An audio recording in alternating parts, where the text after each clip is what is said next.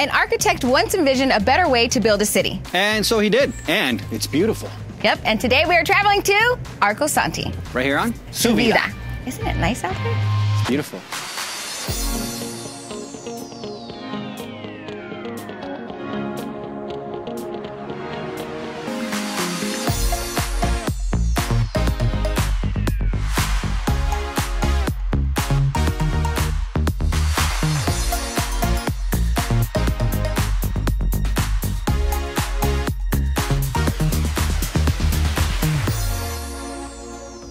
Hello, I am the J.R. Cardenas. And I am Vanessa Ramirez. Welcome back to Su Vida, your life. And you know, we've traveled just about an hour north of Phoenix, but it feels like we're in another world. Paolo Soleri was an Italian architect who studied under Frank Lloyd Wright, and he was determined to create an urban laboratory focused on innovative design and environmental accountability. In 1970, the construction began, and he called his project Arcosanti. Arcosanti!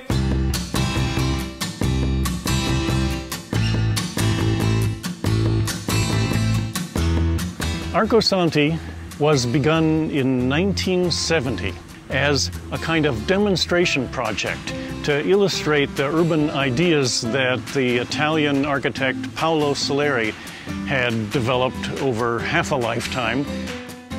Paolo Soleri was born in Torino, Italy in 1919 and went to the Torino Politecnico, where he received his doctorate of architecture and then came to America to study with Frank Lloyd Wright.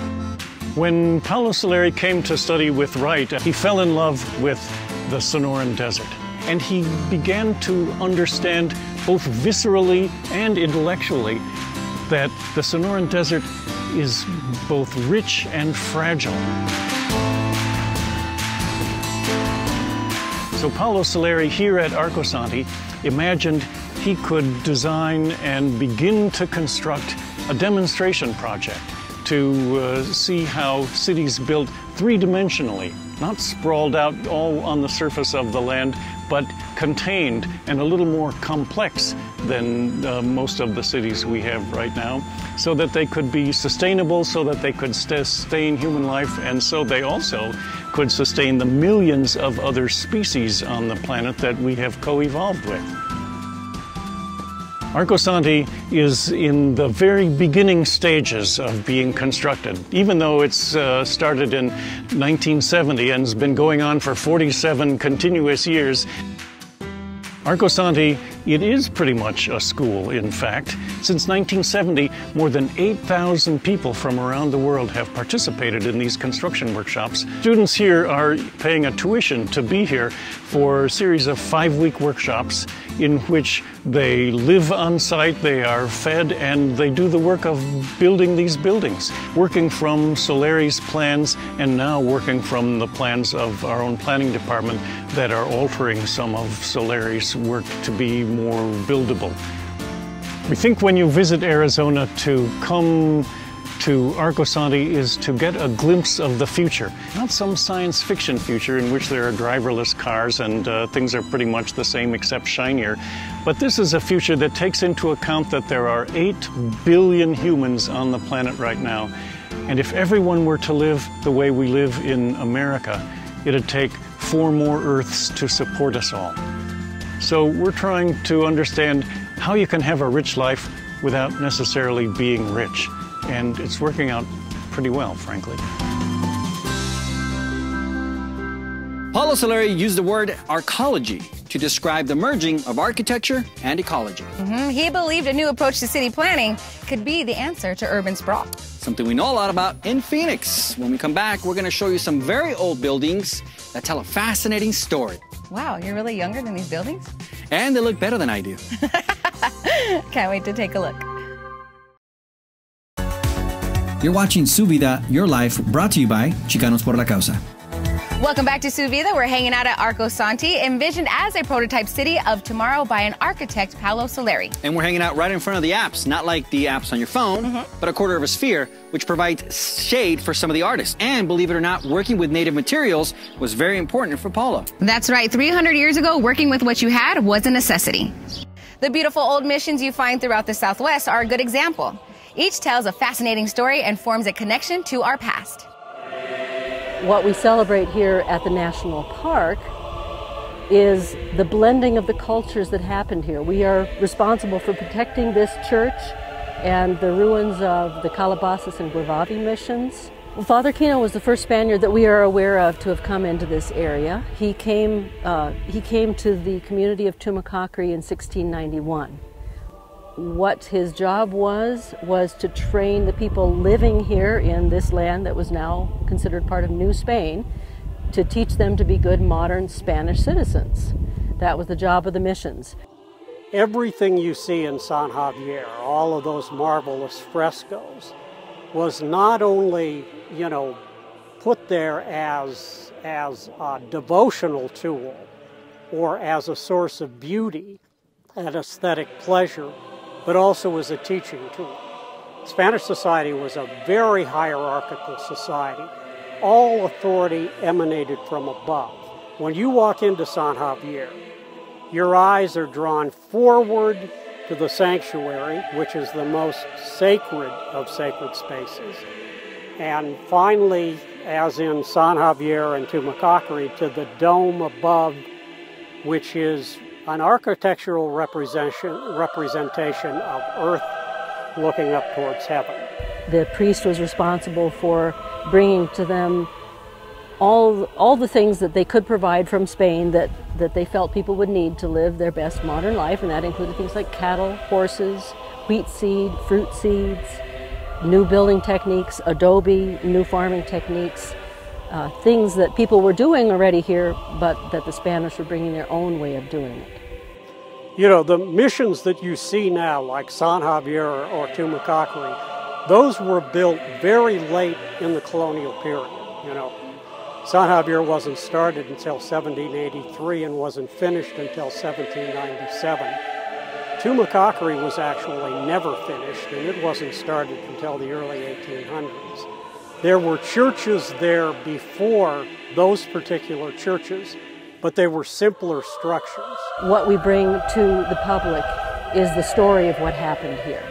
And that involves the mixing of the cultures, the Spanish culture, the O'odham people, the Yaqui people, the Apache people, all these people that came together at this location, and then the resultant culture that came from the mixing of these ideas and these lifestyles.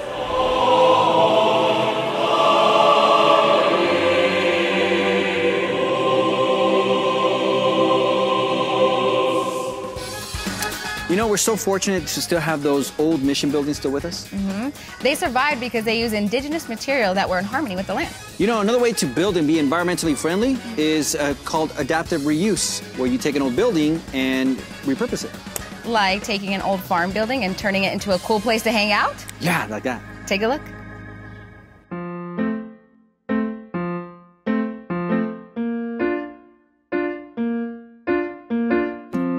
My name is Joe Johnston, and I grew up here on the farm. And the building we're in is one of the barns that was originally on the farm. The name of the project is very interesting. It's Bar None, also Barn One, and also Italians call it Barnone. And you might wonder, well, why didn't we define it better? Well, we wanted it intentionally vague because, as you see, this project has so many different components. It's hard to put it into a box, and we didn't want to box it in and say, well, it's X. We thought actually having a vague name would be more interesting than some sort of concrete name. When we did Agritopia, one of the things we wanted to do was preserve urban agriculture, but also preserve the original buildings that were on site. And this last building, the biggest one, 8,000 square feet, aluminum Quonset hut, built from melted down aircraft from World War II, recycled aluminum. It was only until a couple years ago that we decided exactly what that redevelopment might look like. So I figured let's kind of put it out there to see if there's other people who would like to have very small businesses where they focus on their craft. Within Bar None, there are about 12 different craftsmen. There's 2 micro restaurants. There's the Uprooted Kitchen in Fire and Brimstone, both about 750 square feet, 25 seats in, 25 seats out, BYOB licenses. So there's 12 West Brewing, which is a nano brewery, and there's also Garage East Winery, which is a winemaker and wine purveyor. Then we have got woodworking and paper crafts, so that would be Lettercraft is the woodworking, and then Prickly Pear Paper is the paper making firm. Then there's 2 machine shops. There's my machine shop, Johnston Machine Company, where we would have the highest tech equipment for making culinary inventions. And then my brother Steve has Johnston Arms, which uses the most low-tech, original kinds of machines to make high-end hunting rifles. I come from a long line of engineers. And my great-grandfather started Hobart and KitchenAid, so he was involved with making kitchen-related and commercial equipment. And then I studied engineering, and that was my profession before I got into coffee and then restaurants and then real estate. So it's great to get back to the tradition of designing things. The feedback from the artisans and craftsmen has been great because a lot of them are social and are super proud of what they're doing, and people are automatically fascinated by people making stuff and don't realize that they too can make stuff. I hope this is just an extension with Agritopia of kind of the idea of village life. And in village life, there was the idea of the shopkeeper or the cobbler or these kind of small business people.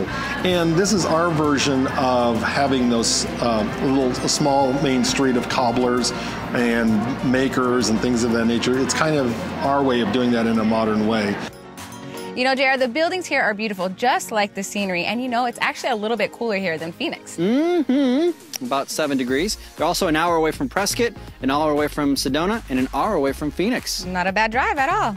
And you know, Arcosanti is known for its bells. They make them right here, and they sell millions of dollars of worth every year. Yeah, and you can buy it while you're here at Arcosanti, or you can go online at Cosanti.com and get yourself whatever bell you'd like. Okay, so we're going to continue exploring here at Arcosanti, but when we come back, we are going to hit the water and swim with some sharks. And co-host with one. Dun-dun. Before the NFL, before college ball, every star athlete played under the Friday night lights. Catch the stars of tomorrow on the field today on the high school football game of the week, now in its 36th season on Your View, Arizona. Welcome back to Su Vida. I am Vanessa Ramirez. And I'm JR Cardenas. Today we're hanging out at Arcosanti, an experimental city designed by Paulo Soleri. That's right. The construction began in 1970, and if you can believe it, it is still going on today. Odyssey Aquarium also believes humans should live in harmony with nature. That's right, no matter how big or scary. Or hungry. Take a look. I'm hungry. You're always hungry. I know.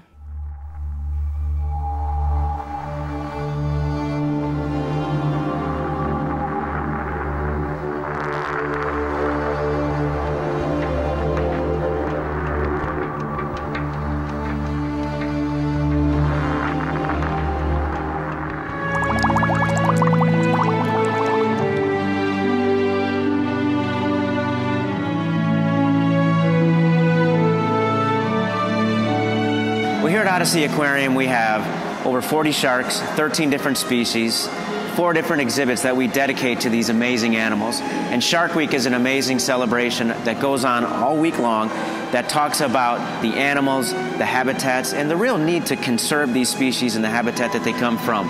And so the opportunity to partner with Cox, being showcased during Shark Week to talk about the animals that we have here at Odyssey Aquarium and the importance that they play in the world and the conservation importance for the species to save them because they are an apex predator.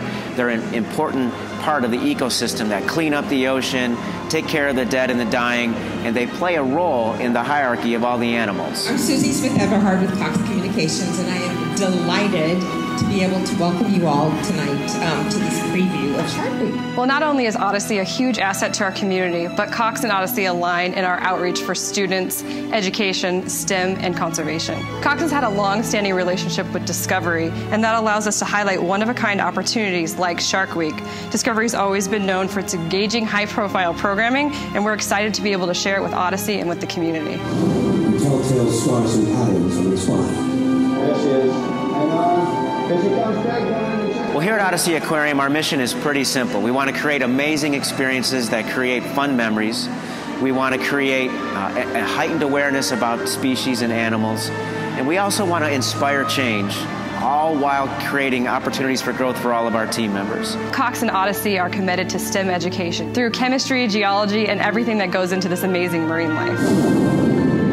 Cox is an amazing telecommunications company, and we're an amazing aquarium right here in Scottsdale, Arizona. And our partnership is extremely important to us because we want to speak to families. It's those moms, those fathers, those dads, the guardians that have the children at home or that they're taking care of them.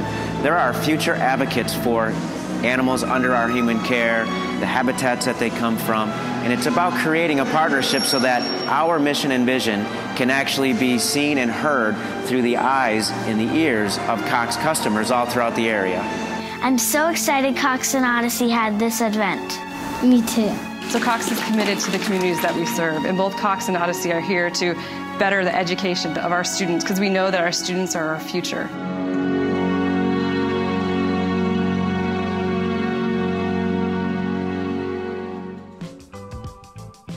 Paolo Soleri gave us Arcology, which is architecture and ecology.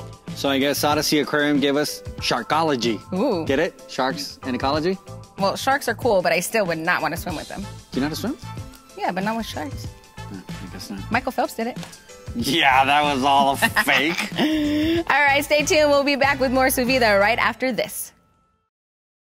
Today we've been exploring Arcosanti, where architect Paolo Soleri not only wanted a better city, he wanted a better quality of life. And here at the amphitheater, all year long they have some great entertainment. Maybe one day, Vanessa, they can have you and I. But if not, you're not into us, you can also check out their website and see what they've got going at arcosanti.org. Or their Facebook page. Correct.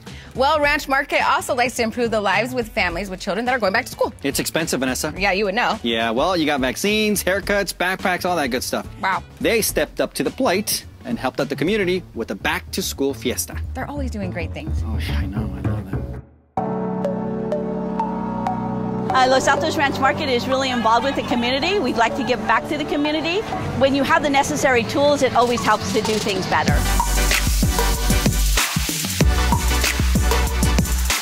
We're having our annual back-to-school event where we've invited the community to come, and we're handing out backpacks with school supplies. We had immunizations for the kids. We had haircuts. We had our food truck out here.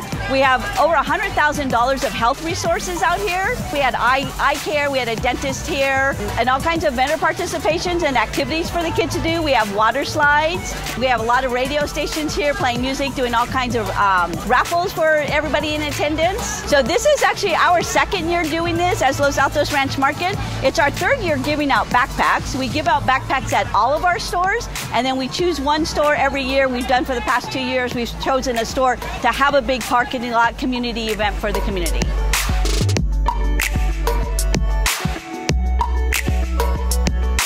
Just looking at my shirt, you know, it's been a mission, you know, to help out the community, giving out backpacks to the community here. So the customers, the kids are all excited, happy, you know, joyful to be here. You know, I'm very excited, I'm very happy. I grew up in this neighborhood, so we're excited to give something back to them. I grew up in a not so good neighborhood, so I could say definitely this is something that will really benefit them. We like to help out the raza, so anything we can do to help them out, make it easier for them, whatever we can do for them to help them out. We've been running around, there's a lot of people here, we want to make sure everybody leaves happy. You know, I've been running around to my store inside and out, make sure everybody has water, ice. You know, with the weather, you know, I want no one getting dehydrated and everybody to be happy. So it's just running around mode, you know, get everybody, make sure they can leave happy.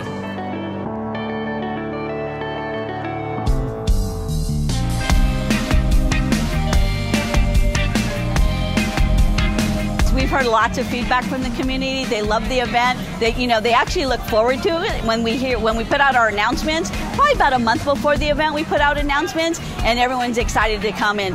And they're asking the store, you know, when is it, and they want to come. The communities where our stores are located, there's a great need for them to be helped out. And so, you know, we want to help the communities that we serve. You know, it's hard for kids if they go back to school and they don't have the necessary supplies. So, you know, hopefully this will help them, you know, make them feel more comfortable going back to school and having what they need to go back to school with. You know, it can help the parents. If they don't have to spend money for these supplies, they can spend money on other things, whether that's clothes, shoes, or, you know, even food on the table and paying rent, whatever.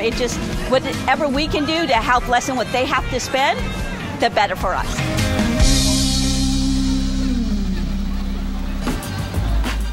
Now that's a great program. Yeah, and those are some great folks. So, JR, you know, they began construction here at Arcosanti over 50 years ago. That was a long time. It seems like a long time, but for our next story, we're going even farther back. Yeah. Way back. Way back. 50,000 years ago. When something really big happened here in Arizona, and we're not talking about JR's waistline. Hello, my name is Eduardo Rubio. I'm the tour guide director or head tour guide here at Meteor Crater. We are located in northern Arizona. Some people come here for the history of the crater. Other people come out here for the geology of the crater, the science, and other people just come here because they want to see what something from outer space made here on the planet Earth. The crater itself is really due to a collision in the asteroid belt by two asteroids that collided. So from this collision, and this was millions of years ago, let this little fragment kind of float around in space for millions of years ago. 50,000 years ago, that little fragment made its way to what we now know as the planet Earth, and all the way to northern Arizona. And that survived the Earth's atmosphere, and this is the result. Believe it or not, the meteorite was half the size of a football field, or 150 feet in diameter. The meteorite hit with an explosive force greater than 20 megatons of TNT, 1,000 times greater than the Hiroshima bomb. The crater is not famous for its size. It's famous because it's the best preserved, and also because it was the first proven impact crater in the world. We have our biggest fragment of meteorite on display. The biggest piece weighs 1,406 pounds. The meteorite itself is 92% iron. It has 7% nickel and a lot of different trace minerals. They have asked me before, don't you get bored talking about the same thing over and over again? Never, because every day is a different experience and learning process. Hey, JR, these are those bells we were talking about earlier. Yeah, we talked more about them, but we're out of time. We want to thank our friends here at Arcosanti for hosting us. It's a great place, definitely worth the drive. Check it out. Yes, it's only about an hour north of Phoenix, but if you want more details, just go to their website at arcosanti.org. And we have to say hello to our new friends in Kansas, Virginia, and Nebraska. We hope that you are liking the show so far, and don't forget to follow us on Facebook. Yeah, and Instagram. We need the followers. Yes, Vanessa host. JR Cardenas. Yeah, we want to be friends with you. Yeah, so we'll see you next time right here on Su Vida. Do you want a bell? Ring my bell. Why are you always singing?